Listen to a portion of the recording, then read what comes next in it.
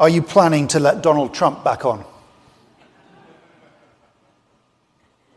Well, I think there's a general question of should Twitter have permanent bans?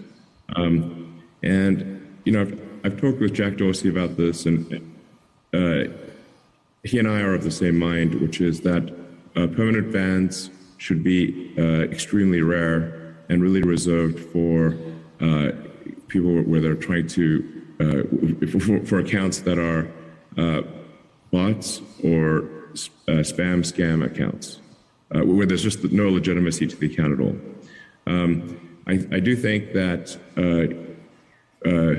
it was not correct to ban Donald Trump. I think that was a mistake because it alienated a large part of the country and did not ultimately result in Donald Trump not having a voice. He is now going to be on Truth Social, as will a large part of the right in the United States, and so I think this could end up being, frankly, worse than having a single forum where everyone can debate.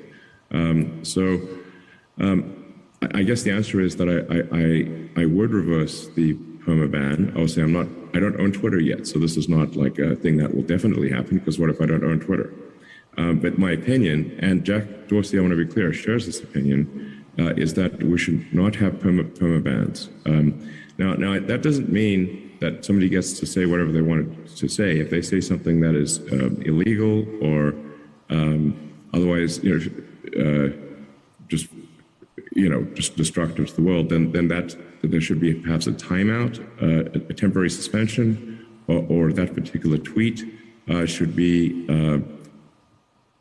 made invisible or have very limited traction. But I think perma bans just fundamentally undermine trust in Twitter as a town square where everyone can voice their opinion.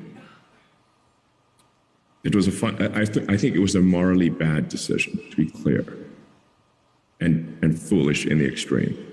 Even after he egged on the crowd who went to the US Capitol, some of them carrying nooses, you still think it was a mistake to remove him?